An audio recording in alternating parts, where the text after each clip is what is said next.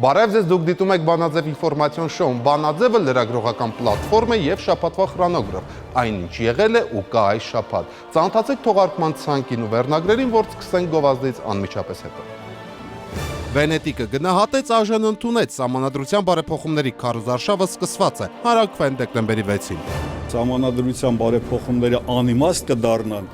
եթե հանրաքվեն չանցնի օրենքի տառին ու բովանդակության համապատասխան։ Երկրի կառավարման եւ մարդու իրավունքների ոլորտում հիմնարար բարեփոխումներ խոստացող իրավական փաստաթուղթը ինչով կարևոր է շարքային քաղաքացու համար, ինչու մասնակցել հանրաքվեին։ Երևանում ավարտվեց ֆրանսախոս երկրների նախարարական համաժողովը, ֆրանսախոս հանդուրժողականության հայկական բանաձևը։ Մենք հավատում ենք, որ հանդուրժողականության միջոցով կարելի է խուսափել բազմաթիվ խնդիրներից։ Կիլիկիայի հայկական թագավորությունից մինչև ժամանակակից Հայաստան, ֆրանկոֆոնիան, հանդուրժողականության եւ աշխարհի բազմազանության խորհրդանիշ, ֆրանսալեզու մարդասիրություն։ Բացառիկ հարցազրույց Հայաստան-Ֆրանսիա բարեկամության խորհրդանիշ Շարլ Անձնավուրի հետ։ Ես չեմ ուզում պարզապես ինչ-որ մի միգրանտի օգնել։ Ուզում եմ, որ ինձ մոտ եկող գաղթականները հայերեն խոսեն։ Ինչու պիտի ընդունեմ մեկին, որի լեզուն չեմ հասկանալու։ Ինչպես ապրել մինչև 120 տարեկան, ովքեր կարող են ապրել Ազնավուրի տանը եւ երգել մինչև երբ։ Ազնավուրի բանաձևը։ Շիրակի մարզում շուտով հրաժեշտ կտան երկրաշարժի հետևանքով անօթևան մնացած ընտանիք ձևակերպմանը, նորակառույց դպրոցներն ու համալիրները համապատասխանում են ժամանակի պահանջին։ Մենք պարտավոր ենք ամեն ինչ անել, որպեսզի ներդրումներ կատարենք։ Շիրակի մարզում արդեն կատարված ներդրումների ու ծրագրերի մասին Հայաստանը մանրամասն։ Եվ Երևանը նշեց ծննդյան 2797-րդ տարեդարձը, ինչպես անցավ տունը Կիրակիի թարմ հետքերով։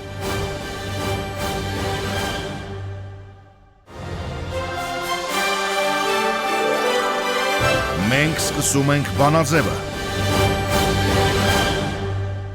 Արդեն հայտնի է Հայաստանում դեկտեմբերի 6-ին կանցկացվի հանրաքվե։ Քաղաքացիների դատին կհանձնվի երկրի մայր օրենքի նոր փոփոխված տարբերակի նախագիծը, եւ մենք պետք է որոշենք, համաձայն ենք փոխել սահմանադրությունը թե ոչ։ Մինչև այդ իր համաձայնությունը հայտնեց ազգային ժողովը, այն տնելով քվեարկության ու եզրափակելով տեքստի քննարկումները, որոնց առանցքում падգամավորների դիտողություններն ու առաջարկներն էին։ Երկրի մայր օրենքի գլխավոր փիլիսոփայությունը մասնակցային ժողովրդավարության քաղաքական կոմպոնենտի ավելացումն է։ Այսինքն արված է այնպես, որ ընտրություններն այլևս չդառնան կենաց ու մահու պայքար, հաղթողը չի վերցնի ամեն ինչ, պարտվողն էլ չի մնա ձեռնունայն։ Նոր քաղաքական համակարգը ենթադրում է, որ բոլոր ուժերը կկարողանան մասնակցել պետության կառավարմանը, ամեն մեկը իր ստացած ձայների չափով։ Այստեղ ամենագլխավորը թերևս հենց սա է։ Երկրորդ կարևոր ֆունդամենտալ փոփոխությունը իշխանության ձևավորման նոր մեխանիզմն է։ Այն այլևս չի լինելու միատար, միակուսակցական, հենց միայն այն պարզ պատճառով, որ քաղաքական ընդդիմությանը վերապահված են տեղակալների պոստերն ու վերահսկողության բավականին մեծ հնարավորություններ։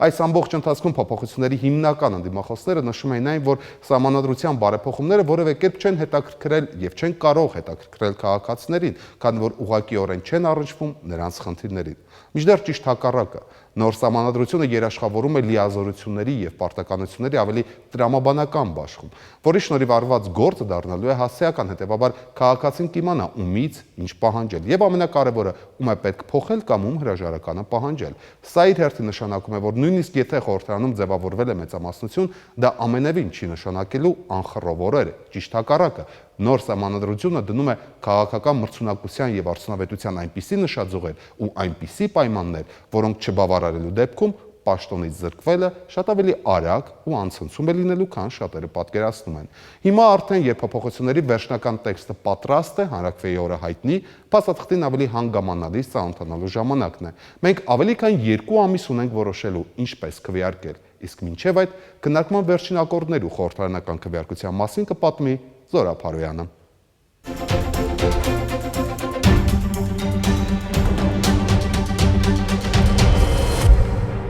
104 կողմ 10 դեմ եւ 3 ձեռնպահ, կողմ Հանրապետական, ՀՅԴ եւ ԲՀԿ, դեմ ՀԱԿ եւ Ժառանգությունից Զարուհի Փոստանջյանը, ՕԵԿ խառը, 2 դեմ, 3 ձեռնպահ։ Լուսատախտակին երևացող այս թվերով գրեթե եռամյա քննարկումից հետո ազգային ժողովը որոշեց հանրաքվեի դնել սահմանադրության բարեփոխումների նախագիծը։ Կողմ 104, դեմ 10, ձեռնպահ 3 որոշումն ընդունվել է։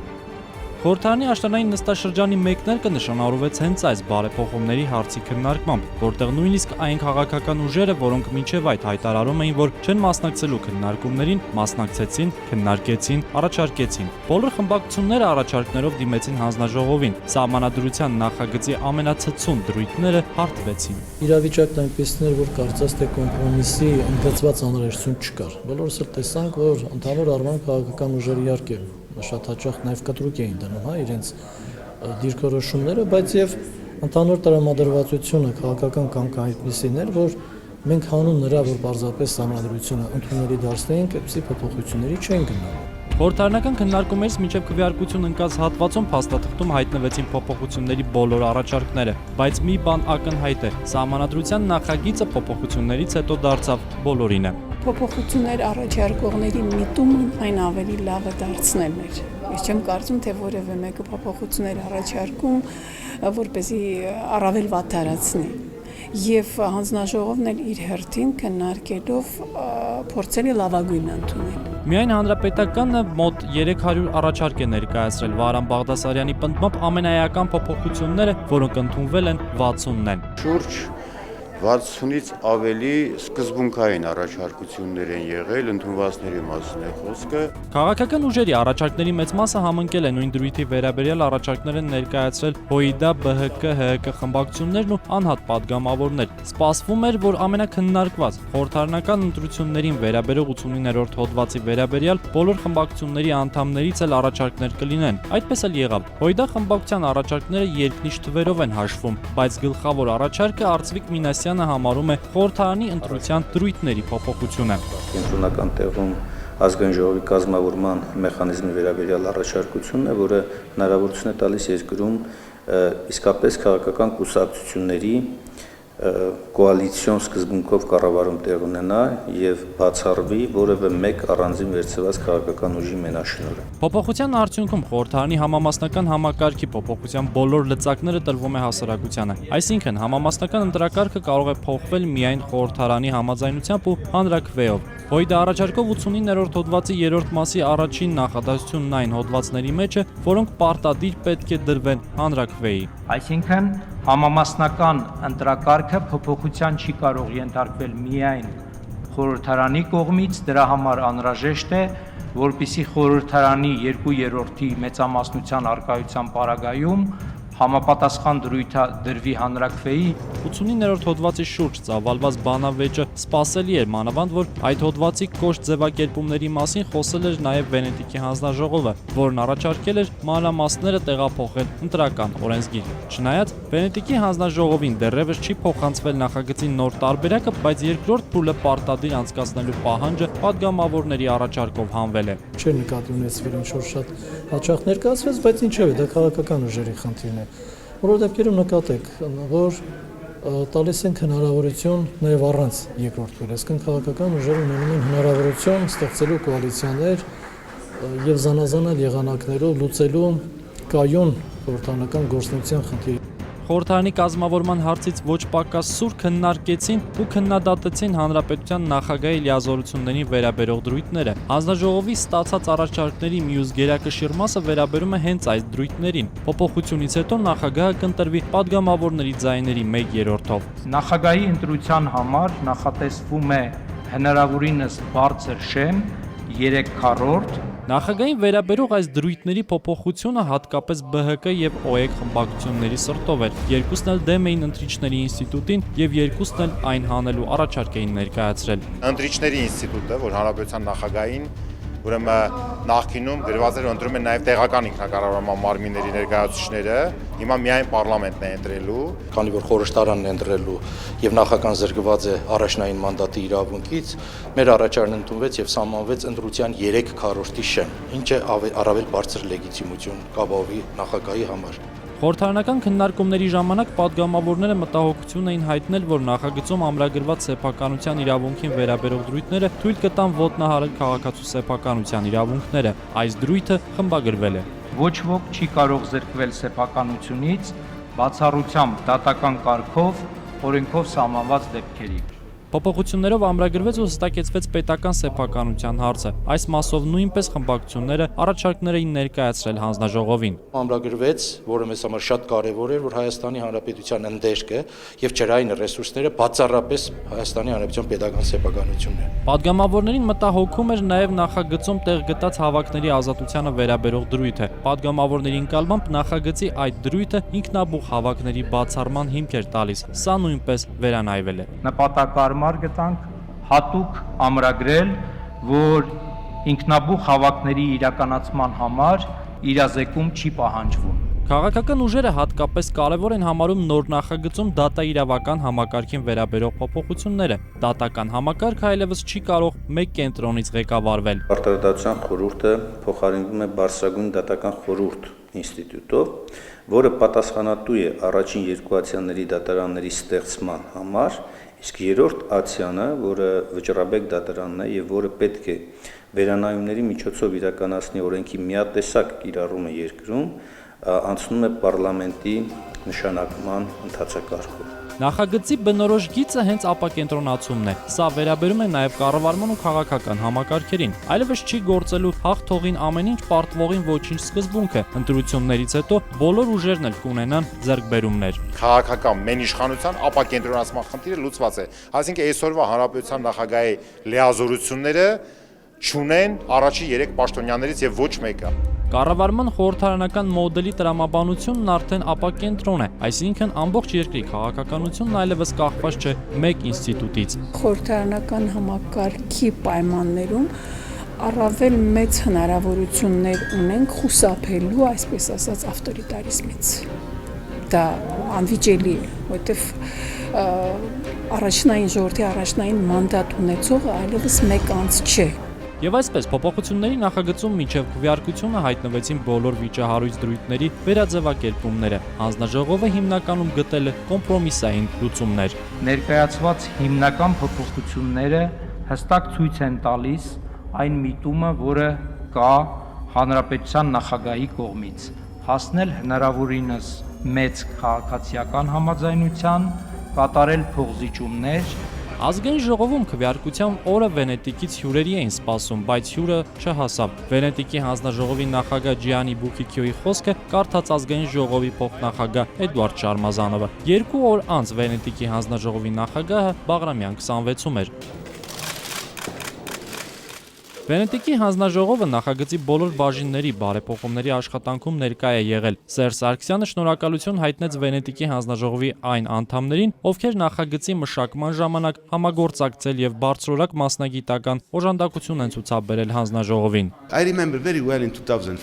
Հիշում եմ, որ 2004-ին շատ կուսակցություններ, հատկապես ընդդիմադիր, ցանկանում էին խորհրդարանական համակարգի անցնել, բայց այդ ժամանակ անհնար էր համակարգը փոխել խորհրդարանականի։ Այժմ կա այդ հնարավորությունը։ Կարծում եմ, ի վերջո սա եվրոպական բոլոր երկրների միտումն է, գնալ դեպի ամբողջապես խորհրդարանական կառավարում։ Ջիանի Բուկիկյոն պնդում է, որ Հայաստանում սահմանադրության բարեփոխման գործընթացը համապատասխանում է միջազգային չափանիշներին։ Սա հանձնաժողովի գնահատականն է։ Իր խոսքն ասելու հերթը Հայաստանի հասարակությանն է։ Վենետիկի հանձնաժողովի կարծիքներն ու առաջարկները պարտադիր չեն եւ խորհրդատվական բնույթ ունեն։ Հայաստանից մեզ խնդրել են գնահատական տալ գործընթացին ու սահմանադրության փոփոխությունների նախագծին։ Մենք դա արեցինք։ Հիմա խոսքը հայ հասարակությանն է։ Ինչ կասի հասարակությունը բարեփոխումների նախագծին, կընտրի խորհրդարանական մոդել, թե կթողնի կիսանախագահականը, կպարզվի դեկտեմբերի 6-ին, բայց դրանից առաջ միակ ու գլխավոր խնդիրը արդար քվեարկությունն է։ Սահմանադրության բարեփոխումները անիմաստ կդառնան, եթե հանրակրվեն չանցնի օրենքի տարրին ու բովանդակության համապատասխան, կլինի ամեն ինչ ավելի։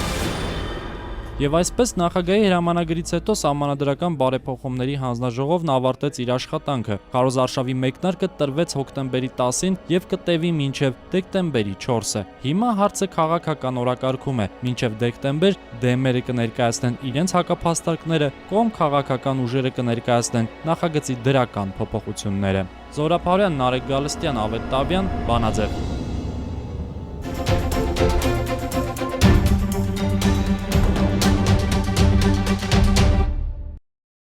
Երևանում կիրակի ավարտվեց ֆրանկոֆոնիայի միջազգային կազմակերպության նախարարական համաժողովի 31-րդ նիստը։ Ֆրանկոֆոնիայի միջազգային կազմակերպության անդամակցում է աշխարհի 5 մայրցամաքները ներկայացնող 80 պետություն եւ կառավարություն։ Կազմակերպությունն ունի 54 անդամ, 54-րդը հենց Հայաստանն է։ Ու հենց մեր երկրի պատվին էլ նախարարական համաժողովն անցկացվում է Երևանում եւ հայկական կողմի առաջարկով, որպես համաժողովի գլխավոր թեմա ընտրվել է խաղաղությունը, հանդուրժողականությունը, երկխոսությունը եւ փոխըմբռնումը ֆրանկոֆոն տարածքում հարցը։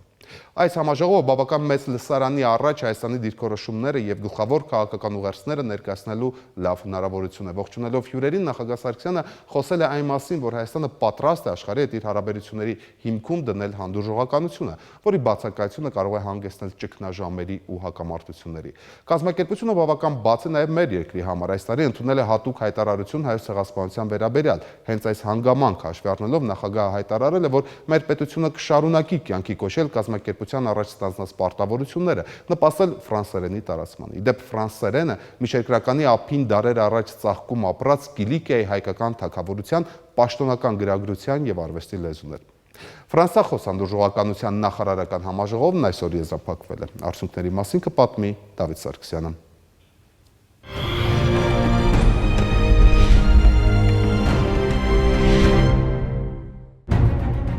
Ֆրանսիական լեզվամտածողությունն առանձնանում է աշխարհի բազմազանությունը հարստություն ընկալելով։ 5 մայրցամաքներ միավորող 80-ից ավելի երկրների ներկայացուցիչներ Երևանում քննարկել են աշխարհին սպառնացող նոր վտանգները։ Առաջին հերթին հանդուրժողականության գլոբալ նահանջը։ Ֆրանկոֆոնիայի միջազգային կազմակերպության արտգործնախարարների համաժողովը Հայաստանում անցկացվում է առաջին անգամ։ Մեր երկիրը լիարժեք անդամակցել է 3 տարի առաջ, բայց այսօր ընկալվում է այլատիացության դեմ ակտիվ պայքարող ֆրանկոֆոն։ Մոտ 500 ներկայացուցիչներ, այդ թվում 35 նախարարներ երկօրյա քննարկումների արդյունքում իմի են բերել նորահայտ վտանգների պատճառները, քննարկել դրանք կանխելու միասնական քայլերը։ Առանցքում այլատիացության հարցն է, սա ֆրանկոֆոնիայի գլխավոր թշնամին է։ Առանց հանդուրժողականության ֆրանկոֆոնիան գոյություն չէր ունենա։ Հայաստանի նախագահը համաժողովի բացմանը ընդգծել է, բաժանարար գծերն աշխարհում խորանում են, ինչն ավելի մեծ նշանակություն է տալիս տարբերության միջոցով միավորված կառույցներին։ Առանձնակի կարևորություն են ստանում միջազգային եւ տարածաշրջանային կազմակերպությունները, որոնք ոչ թե բաժանում են, այլ միավորում։ Մենք պետք է ամրապնդենք մեր կառույցները, բարձրացնենք դրանց արդյունավետությունն ու նշանակությունը։ Այս առումով ֆրանկոֆոնիայի միջազգային կազմակերպությունը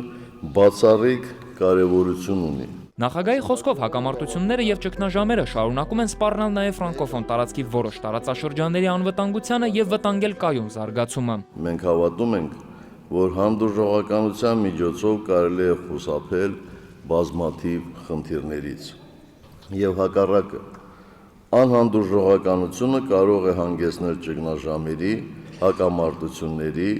եւ անգամ մարդկության դեմ ուղղված ամենադաժան հանցագործության, ցեղասպանության իրականացման։ Մենք դա սեփական փորձով գիտենք։ Սեփական փորձով ֆրանկոֆոն տասնյակ երկրները տարբեր ժամանակներում ու առիթներով համոզվել են, բռնությունների մերժումը աննպատակ չէ։ Զարգացման միակ միջոցը ապելությունից հրաժարվելն է։ Հայաստանը վերահաստատում է հենց այս ընկալումը ու սրանով է միանում ֆրանկոֆոն ընտանիքին, ստանձնելով հարևանությամբ թե հեռավոր երկրներում ապելության դրսևորումների դեպքում ահազանգողի, դրանց դեմ պայքարողի հանձնառություն։ Մեզ համար ֆրանկոֆոնիան մշակույթ է, մտածելակերպ, բարոյական արժեհամակարգ։ Ֆրանկոֆոնիայի միջազգային կազմակերպության գլխավոր քարտուղարը Երևանյան համաժողովին կոչ է արել հրաժարվել տեղայնացված մտածելակերպից։ Խնդիրներին պետք է տալ համարժեք, ոչ ժամանակավրեպ ու ամենակարևորը միասնական պատասխաններ։ Մենք պետք է վճռականորեն պաշտպանենք մեզ միավորող արժեքները։ Մեզ համար պետք է գոյություն չունենան տեղական սպառնալիք կամ տեղական մարտահրավեր։ Մեր խնդիրները գլոբալ են։ Ֆրանկոֆոնիայի հիմնադիր երկիրը կազմակերպությունը համարում է քաղաքական մեծ կշիռ ունեցող եւ իր տեսակով եզակի ուժ։ Ֆրանսիայի եվրոպական հարցերով պետքարտուղարի խոսքով այստեղի բազմազանությունը թույլ է տալիս մեկտեղել ամենատարբեր լուծումները, լսել մեծ թվով այլընտրանքային կարծիքներ։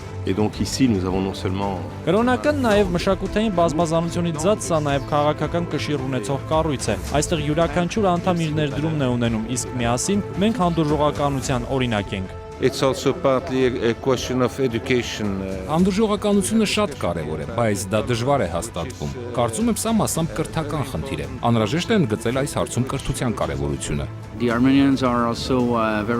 Հայաստանն այս համատեքստում շեշտը դնում է ցեղասպանության վտանգի իրազեկման վրա։ Կանադայի անունից կարող եմ ասել, որ նման խնդիրներ լուծելու համար մենք կարևորում ենք նաև տնտեսական բաղադրիչը։ Ֆրանկոֆոնիայի նախարարական համաժողովի ավարտին ընդունվել է 5 բանաձև։ Կազմակերպությունը շեշտը դրել է այլատիացության դեմ պայքարի վրա։ Ու հենց այս համատեքստում բանաձևերից մեկը վերաբերում է ցեղասպանության կանխարգելմանը։ Ֆրանկոֆոնիան դա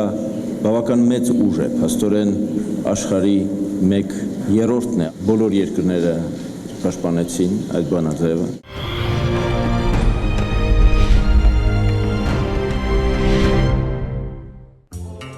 Ֆրանկոֆոններին միավորող ֆրանսերեն մտածողությունն ամբողջանում է նաև այդ լեզվով երաժշտությամբ։ Ֆրանկոֆոնիայի բազմամշակութային ընտանիքի հավաքը եզրափակվել է Շառլ Ազնավուրի համերգով։ 5 մայրցամաքներից ժամանած հյուրերի համար կազմակերպված Ազնավուրի այս համերգը Հայաստանում 5-րդն էր։ Դավիթ Սարգսյան, Նարեկ Գալստյան, Բանաձև։ Անձնավուրը դեռ կվերադառնա գովազդից անմիջապես հետո դիտեք նրա բացառիկ հարցազրույցը, որը վարել է Հայաստանի ֆրանկոֆոն համայնքի ամենահայտնի լրագրող Արտակ Երիքյանը։ Եթե նույնիսկ դուք ցանկանում եք շարունակել, ընտանիքը չի խնդրում դադարեցնել երգչի կարիերան։ Կինս մի օր այդպիսի առաջարկ արեց, ասաց պետք է վերջ տալ այս ամենին։ Ասացի, որ եթե վերջակետ դնեմ, չշարունակեմ երգել, կմահանամ։ Նայել թե ուրեմն շարունակիր երգել։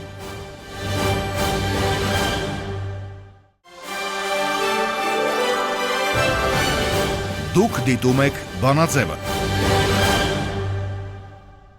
Բանաձևը շարունակվում է եւ այժմ զրուցում ենք ֆրանսիական շանսոնի լեգենդ Շառլ Ազնավուրի հետ։ Bonjour monsieur Aznavour. Բարև ձեզ պարոն Ազնավուր, բարի գալուստ Հայաստան եւ իմ առաջին հարցը 91 տարեկանում դեռ բեմի վրա եք, արդեն համաշխարհային ռեկորդ է թե դեռ ոչ։ Je ne sais pas si c'est un record mondial. Համաշխարհային ռեկորդը չգիտեմ, բայց Ֆրանսիայում իմ տարիքի ընդամենը 2 արտիստ կա, որ ողջ են։ Դե Լավրոն եւ Ժան-Պիեր։ Նույն տարիքին ենք, բայց դե դրանք էլ վաղուց չեն երևում։ Մյուսները արդեն լքել են բեմը կամ կյանքը, ամեն դեպքում ասպարեզում չկան։ Եվ մինչև երբ եք պատրաստվում շարունակել։ Այնքան ժամանակ, քանի դեռ ինձ լավ եմ զգում։ Կշարունակեմ բեմ բարձրանալ, քանի դեռ կարողանում եմ գրել, բերանս բացել, փակել։ Եթե նույնիսկ դուք ցանկանում եք շարունակել, ընտանիքը չի խնդրում դադարեցնել երգչի կարիերան։ Կինս մի օր այդպիսի առաջարկ արեց, ասաց պետք է վերջ տալ այս ամենին։ Ասացի, որ եթե վերջակետ դնեմ, չշարունակեմ երգել, կմահանամ։ Նայել թե ուրեմն շարունակիր երգել։ Ամեն դեպքում արդեն ակնհայտ է, որ որոշ դժվարություններ ունեք բեմի վրա։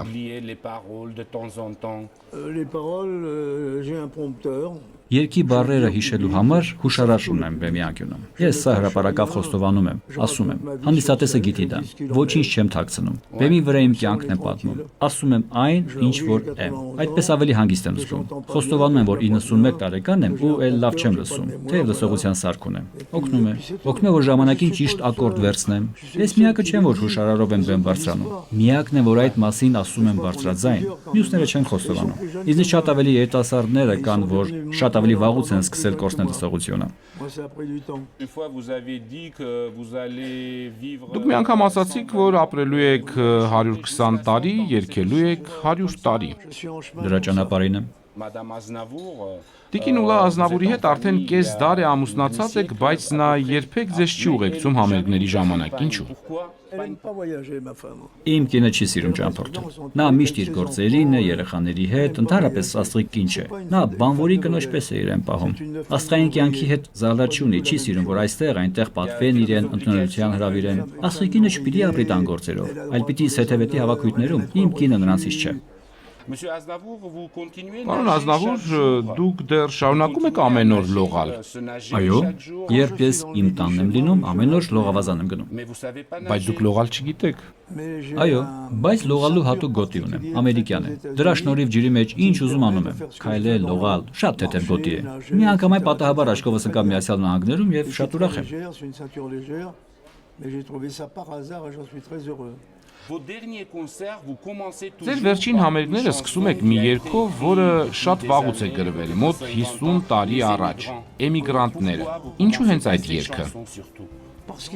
Դե համերգը միշտ պետք է մուտքի երկ ունենա, շատ ուժեղ երկ, իսկ այդ երկը իրոք շատ ուժեղ է։ Ուզում եք ասել, դա կապ չունի այն ամենի հետ, ինչ այսօր տեղի է ունենում Եվրոպայում։ Այո, այն արդիական է հիմա, համահունչ է այսօրվա քաղաքական իրադրությանը, բայց ես ավելի վաղուց էի դա մուտքի երկ դարձրել։ Ես միշտ առանց նույնիսկ իմանալու առաջ եմ մտնում կյանքից։ Եվս ձեզ Եվրոպան ինչպես է հաղթահարելու այս միգրացիոն ճգնաժամը։ Ինձ դրա մասին ոչինչ մի հարցրեք։ Ես ոչ մի բան չգիտեմ։ Գիտեմ միայն, որ աշխարհի գործերը շատ վատ են եւ որ առաջնորդները նախևառաջ պետք է կարողանան իրենց կառավարել, որպեսզի մեզ էլ տանեն դեպի խաղաղություն։ Մի անգամ հայտարարեցիք, որ պատրաստ եք ձեր տան դռները բացել գաղթականների առջև։ Քանի գաղթական է հիմա ապրում ձեր տանը։ Ես չեմ ուզում պարզապես ինչ-որ մի միգրանտի օգնել։ Ուզում եմ, որ ինձ մոտ եկող գաղթականները հայերեն խոսեն։ Ինչու պիտի ընդունեմ մեկին, որի լեզուն չեմ հասկանալու։ Անհեթեթ բան կլիներ դա։ Սիրով իմ հարկի տակ կհյուրընկալեմ մի ամուսնական զույգի, ուրախ կլինեմ, որ կինը նաև հայկական համեղ կերակուրներ պատրաստ է իմանա, ամուսինն էլ մի գործ գտնի քաղաքում։ Մի անգամ ասացիք, որ պետք է օգնել գաղթականներին, որովհետև հնարավոր է նրանց մեջ ապագա Շառլ Ազնավուրն է։ Երբեք նման բան չեմ ասել։ Մարդիկ ինչ ասես, որ չեն հնարի։ Ասել եմ այն, ինչ նոր ասացի։ Հայախոս գաղթական ընտանիքի եմ սպասում։ Պարոն Ազնավուր, վախենում եք Եվրոպայի իսլամացումից։ Ամեն դեպքում Եվրամիությունը քրիստոնեական արժեքների վրա է հիմնված։ Կարծում եմ, որ այժմ ընդհանրապես ամբողջ աշխարհում է իսլամացում նկատվում։ Դա միայն Եվրոպայով չի սկսվում ու ավարտվում։ Ամբողջ աշխարհն է այդ վիճակում։ Եվ դա ձեզ վախեցնում է։ Միշտ հույս ունեմ, որ Պուտինները, Օլանդերն ու Մերկելները համաձայնության կգան այս դժվար իրավիճակում։ Կարծում եմ այն, ինչ նրանք սկսել են անել, արդեն վատ չէ, լավ է։ Չմոռանանք, որ նույն քրիստոնյաները մի ժամանակ նույն բանն են արել։ Քրիստոնյաները շատ վատ բաներ են արել Հարավային Ամերիկայում։ Այնպիսի բաներ, որ հիմա իսլամիստներն են անում Մերձավոր Արևելքում։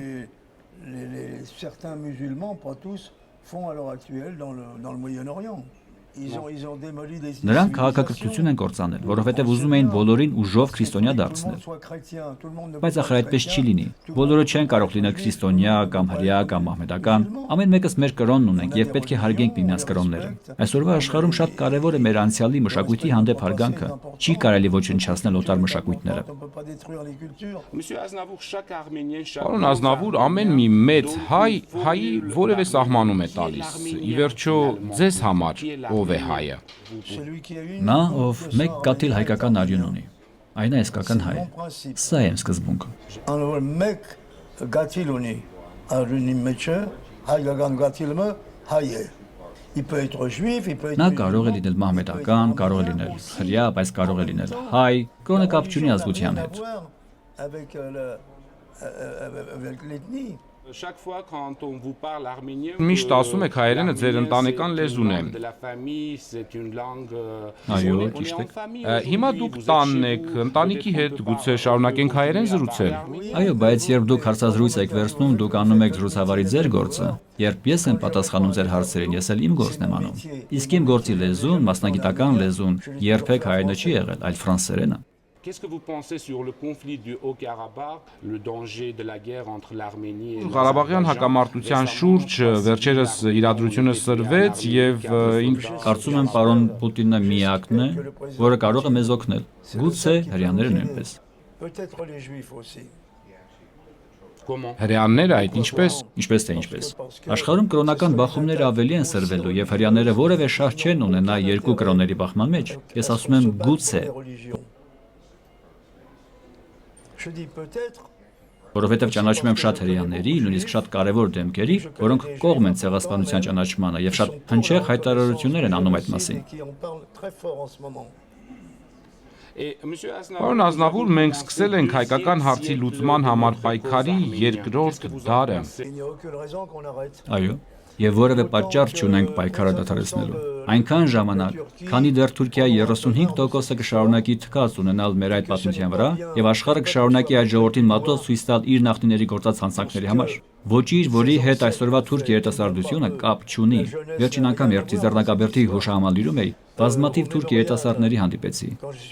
Նրանց հարցնում էի հայկական ծագում ունեք։ Բոլորն ասում էին, որ մաքուր թուրք են, բայց նրանք եկել էին իրենց պատմության ամոթը գիտակցելով։ Դա եւս մեկ անգամ ապացուցում է, որ ճիշտ եմ իմ այն համոզման մեջ, որ արյան պատասխանատվությունը երիտասարդ թուրքերի վրա չեմ դնում, այլ կառավարության։ Երևանում հիմա տեղի է ունենում ֆրանկոֆոնիայի միջազգային կազմակերպության արտգործնախարարների հավաքը։ Այս կազմակերպությունն այսօր աշխարհում քաղաքական ինչ կշիռ ունի, ինչ կարող ենք ակնկալել։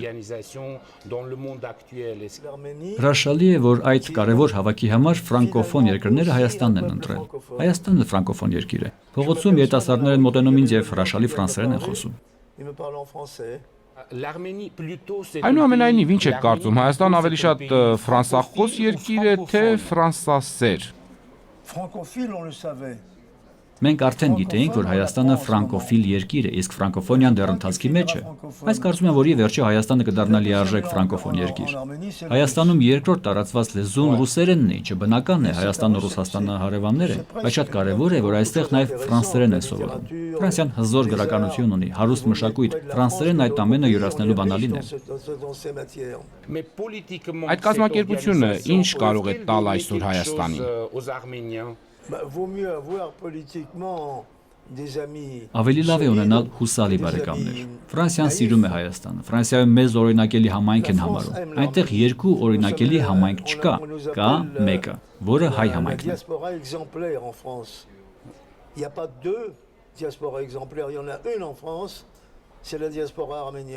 Պարոն Ազնավուր, որպես ընտանիքի հայր, արել եք սխալներ, որոնց համար այսօր զղջում եք։ Ոչ, այնքան հպարտ եմ, որ իմ երեխաների մեջ հայություն կա։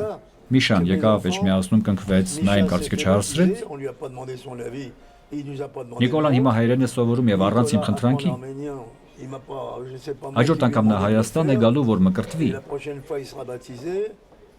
Իմ երեխաներին չեմ ստիպել հայ դառնալ։ Նրանց մայրն էլ չի խնդրել շվեդ դառնալ, բայց նրանք ընտրեցին հայությունը։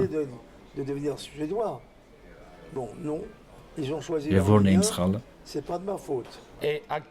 Պարոն Ազնավուր, ինչ երազանքներ ունի 90 տարեկան մարդը։ Ես ծրագրեր ունեմ, ոչ թե երազանք։ Նույնը չէ։ Երազանքները այսպես սոթեղեն են լինում, ծրագրերը առարկայական ու պետք է աշխատել, որպեսզի դրանք իրականություն դառնան։ Այդ դեպքում ո՞րն է ձեր հաջորդ ծրագիրը։ Գուցե Զազի հետ համերգ տակ այստեղ, նրան պաշտում են Հայաստանում։ Այդ աղջիկը կրում է ֆրանսիական մշակույթի ամենահզոր արժեքները։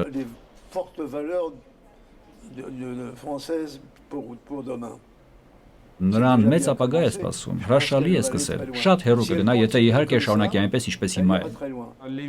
Հրավիրեք նրան Հայաստան ու զուգերգ կատարեք այստեղ։ Ոչ, մենք արդեն մի զուգերգ ունեցանք, մեկնա պետք է ձայնագրենք։ Ես հեշտ չեմ երգում դուետները։ Պարոն Ազնավուր, դուք շարունակում եք երգեր գրել, քանի երգ կունենաք գզրոցներում դեռ չկատարված երգեր։ Երևի մի 100, նաև փոքրիկ ցակուցրիվ գրառումներ այստեղ այնտեղ, մտքեր, որոնք դեռ երգեր չեն դարձել։ Բայց ձեր երգացանկում նոր երգերը կարծես շատ չեն։ Ես շարունակ թարմացնում եմ երգացանկս։ Չեմ դադարում նոր երգեր երգել, բայց միևնույն ժամանակ, որքան ժամանակ է անցնում, հանդիսատես այնքան ավելի շատ է ցանկանում լսել հին իրենց անոթ երգերը։ Պարոն Ազնավուր, այնուամենայնիվ մտածում եմ, որ անընդհատ բեմ բարձրանալու պատճառը գուցե վախն է մոռացվելուց։ Ամենևին։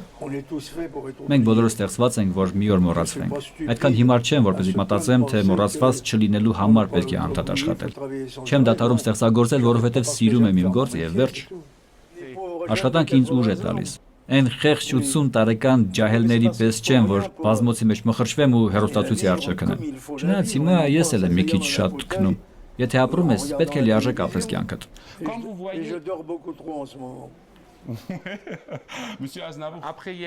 Պարոն Ազնավուր, Երևանից հետո որտեղ եք երգելու։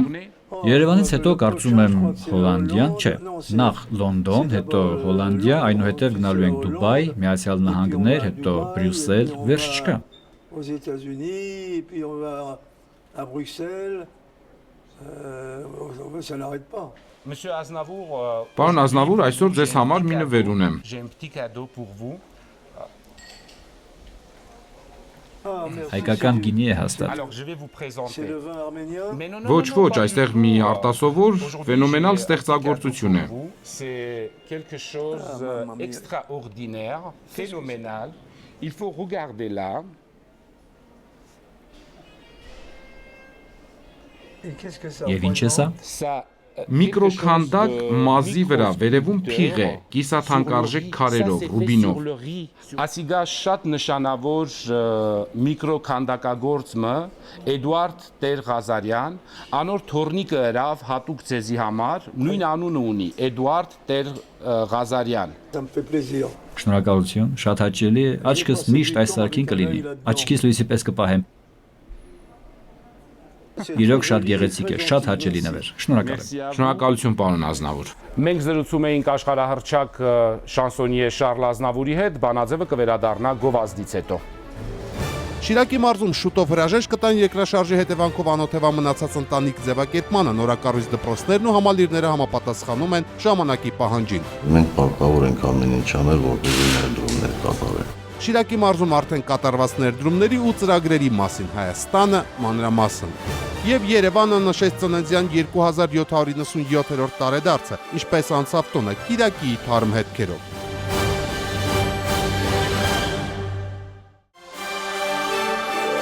Բանաձևը շարունակվում է։ Առջևում եզրափակիչ հատվածն է։ Այս շաբաթ մենք խոսում ենք Շիրակի մարզի հոգսերի մասին, պատմենք, թե ինչպես են ապրում, ստեղծագործում ու արտադրում մարզի համայնքներում ու մարզկենտրոնում։ Չէ՞ որ երբեմն արդյունաբերական կենտրոն Գյումրին հանրապետությունում մինչև 80-ականների վերջը իր տնտեսական զարգացման մակարդակով եւ արտադրական էրժով միայն մայրաքաղաքին էր զիջում, բայց այսօր էլ Լենինականի տեքստիլագործների լավագույն ավանդույթները շարունակվում են։ Ապացույցը Գյումրիում այսօր գործող տրիկոտաժի արտադրամասն է։ Այն տարեկան 550 միլիոն դրամի արտադրանք է տալիս։ Մարզում շարունակվում են բնակարանով ապահովելու ծրագրերը Գյումրիում այս տարի 224, իսկ եկող տարի մարզի 21 գյուղական համայնքների 171 ընտանիքներ կստանան բնակարաններ ու ֆինանսական աջակցություն։ Դրանով Գյումրիում եւ ընդհանրապես մարզում վերջնականապես կլուծվի երկրաշարժից հետո անօթևան մնացած ընտանիքների բնակարանային խնդիրը։ Շիրակի մարզի մասին ռեպորտաժների լրահոսից թերևս ամենակարևորը նախագահի հանձնարարությունն էր Գյումրիում չօգտագործվող տարածքների գույքագրումը նոր ներդրումների համար։ Սա սկիզբն է ավելի մեծ տնտեսական նախաձեռնության, որի արդյունքները տեսանելի կլինեն ապագայում։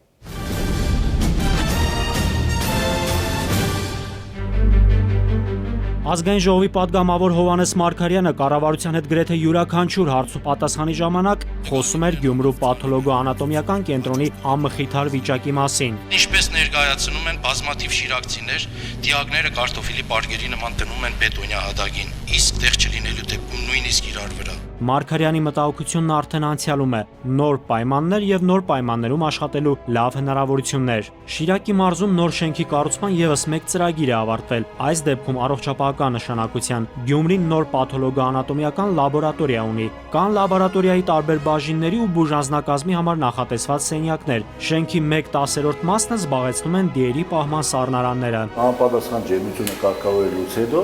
սառնարանը փակվում է, հանգուցյալ լինի մնում է սառնարանի մեջ։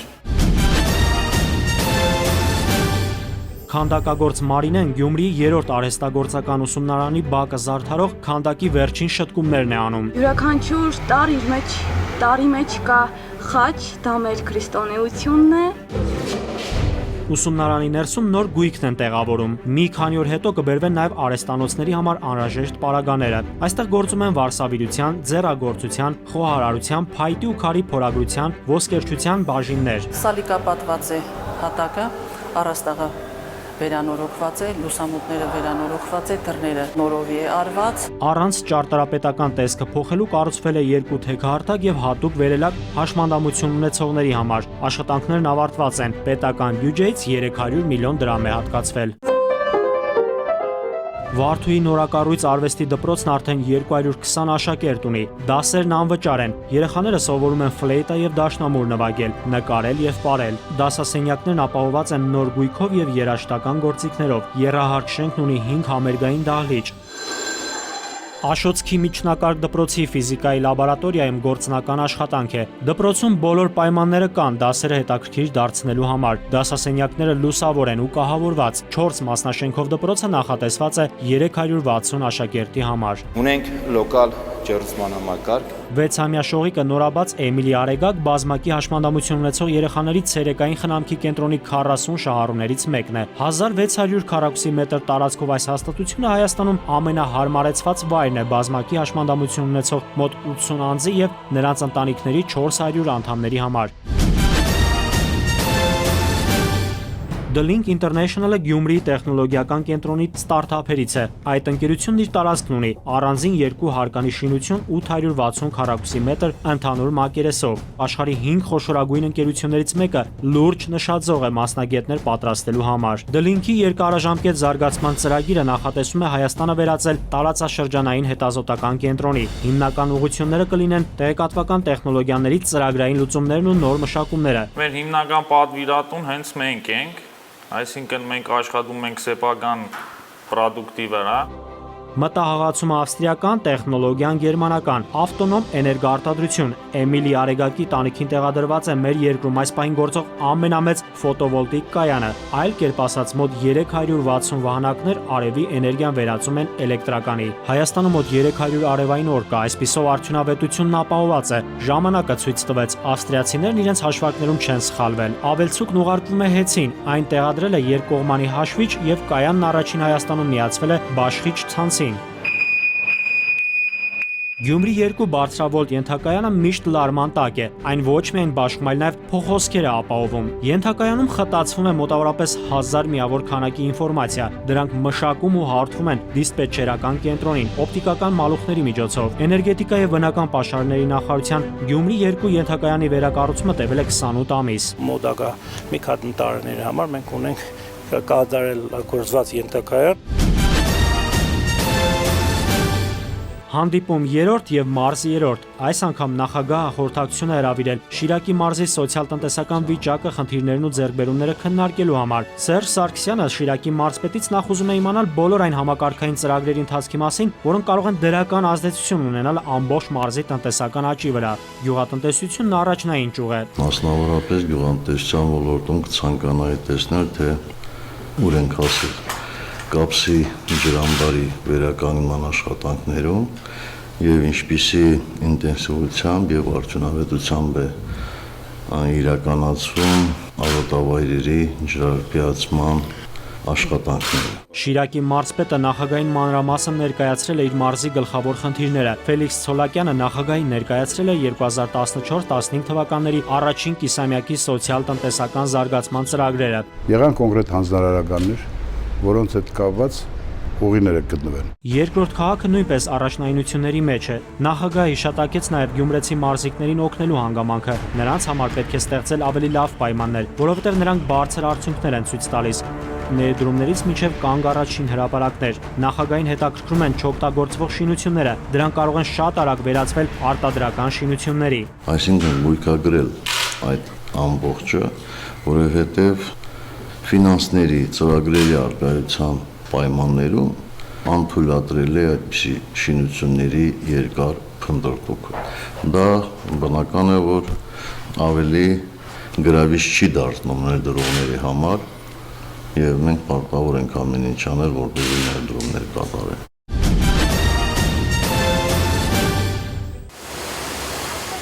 Made in Armenia գրառման պիտակը որակի համանիշ է ոչ միայն Հայաստանում։ Lentex-ի տղամարդկանց, կանանց եւ երեխաների գուլպաններն ու տրիկոտաժը նաեւ արտահանվում են։ Lentex-ը շարունակում է լենինականի տեքստիլագործների լավագույն ավանդույթները։ Ընկերությունն ամեն տարի թողարկում է մոտ 550 միլիոն դրամի արտադրանք։ Lentex-ը 1000-ից ավելի արտադրատեսակ ունի։ Ռուսաստանի Դաշնությունում ստեղծված վաճառքի կենտրոնում էլ Dani բրենդով են ճանաչում հայկական տեքստիլը։ Կտրում ենք թելերը,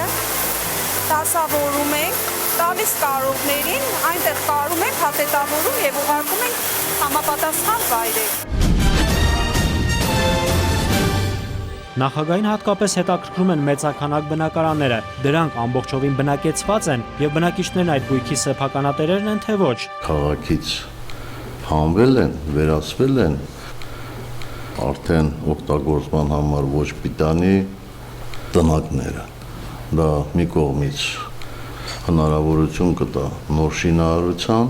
մյուս կողմից էլ իհարկե արտաքին տեսքի վրա մեծ ազդեցություն կունենա։ Գյումրեցին երազած բնակարանը ունեցավ։ Գյումրեցի Օֆելիա տատը անցած տարի հրաժեշտ տվեց 26 տարվա պատմություն ունեցող ժանգոտած տնակին։ Հիմա նա Մուշ 2 թաղամասի բնակիչներից մեկն է ու ապրում է մոտ քառորդ դար երազած բնակարանում։ Նախագահի հանձնարարականն է մինչև տարեվերջ շուտապույտ բնակարանների գնման վկայագրերը հանձնել անօթևան գյումրեցիներին եւ Ախուրյան համայնքում վերսկսել կիսակառույց շենքերի շինարարությունը։ Նրանց համար կառուցվում էին 3 բնակելի շենքեր 104 բնակարանով, մնացած 33 ընտանիքների համար նորից կիրականացվի վկայագրերի տրամադրման ծրագիր։ 88-ի երկրաշարժից հետո Շիրակի մարզում 22060 բնակարան է կառուցվել, սակայն 750 ընտանիք դեռ անօթևան է։ Կառավարությունն անցած տարվա սկզբին 444 ընտանիքի ֆինանսական միջոց հատկացրեց, նրանցից 207 հիմա նոր բնակարաններ ունեն։ Գյումրի քաղաքում այժմ մնացել են 224 ընտանիքներ, որոնց համար նախատեսվում է այս տարի իրականացնել եւս մեկ ծրագիր եւ սրանով Գյումրի քաղաքի երկրաշարժից անօթևան ընտանիքների բնակարանային հիմնախնդիրը կլուծվի։ Եկող տարի Շիրակի մարզում 21 գյուղական համայնքների 171 ընտանիքներ ֆինանսական աջակցություն կստանան։ Այդպիսով Շիրակի մարզում վերջնականապես կլուծվի երկրաշարժից անօթևան մնացած ընտանիքների բնակարանային խնդիրը։ Նաիրի Մուրադյան, Նազելի Էլբակյան, Վանաձև։ Կիրակի Էրեբունի Երևանն էր Հայաստանի ու համայն հայության մայրաքաղաքի գլխավոր տոնը։ Այս շաբաթ շատ էին քննարկումները, թե պետք է արդյոք նշել քաղաքի տոնը, երբ սահմանին կրակում են, գյուղերը տուժում են։ Միթե նպատակահարմար չէ այդ գումարը, որը քիչ չէ 130 միլիոն դրամ ուղղակի հատկացնել սահմանամերձ համայնքներին։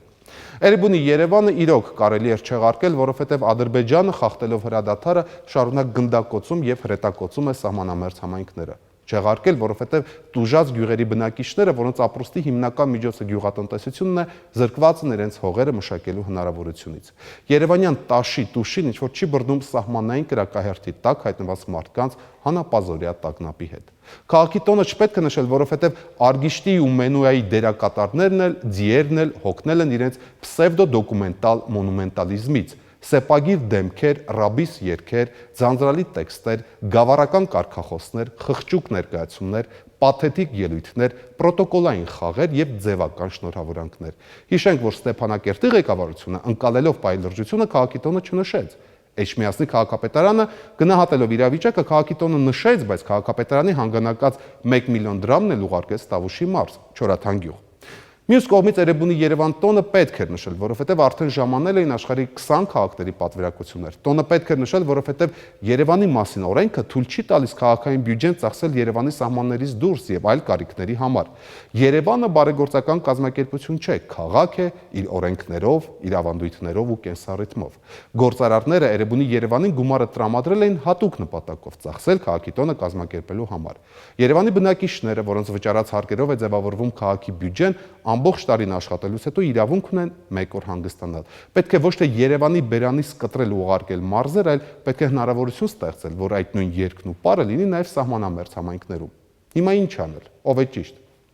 Իրականում երկու պնդումներն էլ ընդհանրապես տպավորություններ են։ Խնդիրն այն է, որ այս հարցը կարող է լուծվել տեղական հանրաքվեի միջոցով, ել ինչի համար է հանրաքվեն։ Երևանի բնակիչն իր ուղակի կամ արտահայտությամբ պետք է որոշի, թե ինչպես ծախսել իր հարկերից գոյացած գումարը։ Այստեղ չկան ոչ օտարներ, ոչ յուրայիններ։ Մունիցիպալ հանրաքվեն վիճելի խնդիրներից գլուխ անելու լավագույն գործիքն է եւ ամենադեմոկրատական մեխանիզմը։ 2002 թվականից մեր երկրում գործում է տեղական հանրաքվեի մասին օրենքը, որն այդ հնարավորությունը տալիս է։ Երևանի մասին օրենքը այդ մեխանիզմը նկարագրում է, հետևաբար պետք է օգտվել այդ հնարավորությունից, եթե ոչ այսօր, ապա գուցե վաղը։ Ամեն դեպքում տոնը նշվեց, թե ինչպես, գիտի Շաքե Ղազարյանը։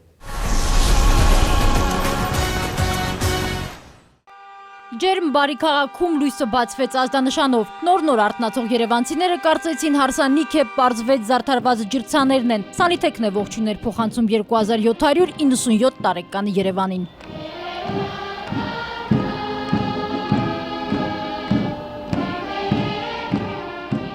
Համայնքից համայնք Էրեբունի Երևանն էր լսվում։ Մայրաքաղաքի գլխավոր երգը, որը 47 տարի առաջ հատուկ Երևանի համար էր գրել Պարույր Սևակը։